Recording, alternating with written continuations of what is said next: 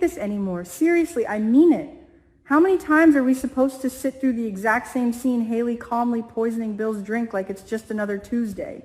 At first it was chilling, then it was intriguing. Now it's exhausting. It feels like the story is stuck in a loop and we're all just watching it spin. But wait.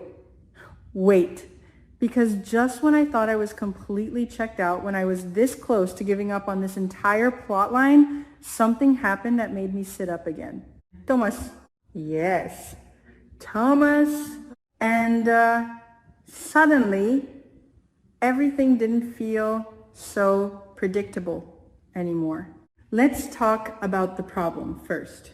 Before we dive into the good stuff, we need to address the elephant in the room. This poisoning storyline, it's been stretched way too far. Let's be real, okay? The idea itself is strong. A slow burn poisoning plot can be incredibly powerful in a soap like Beyond the Gates.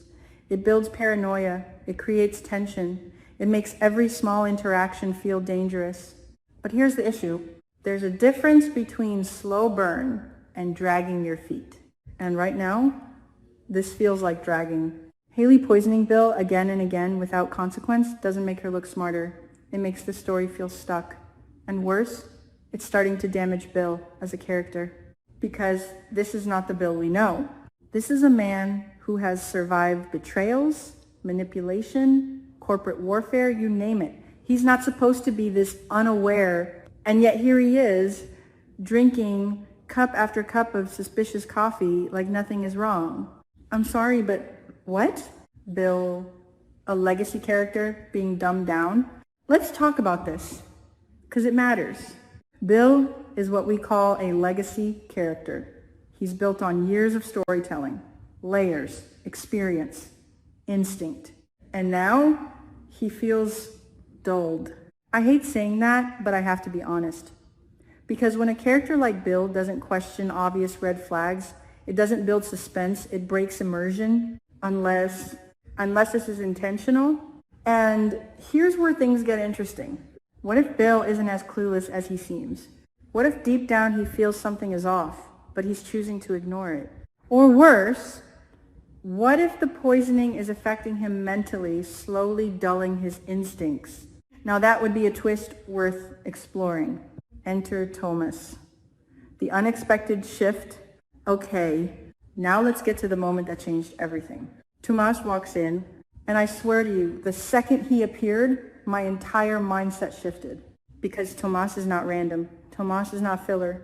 Every time he shows up, something moves. So when he stopped Hayley, my first thought was immediate. He knows. Tell me you didn't think the same thing. Because the timing was too perfect. The tension, instant. Electric, and then he starts talking calmly, respectfully, almost warmly. I was like, hold on. Who is this man? And what have you done with Tomas? That conversation was not normal. Let's break this down, because this scene is way more important than it looks. Tomas admits he was wrong. He talks about wanting to reconnect. He says he should have built better relationships. I mean, what? This is the same guy who had clear tension with Hayley. The same one who didn't trust her energy. And now he's suddenly self-reflective and peaceful? No, I'm not buying it.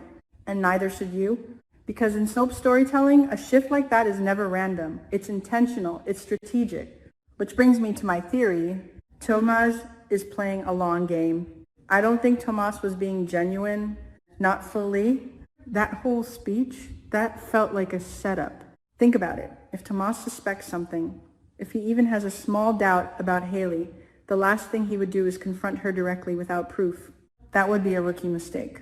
Instead, you gain her trust. You lower her guard. You make her believe you're no longer a threat. And then you watch. You wait. You gather evidence.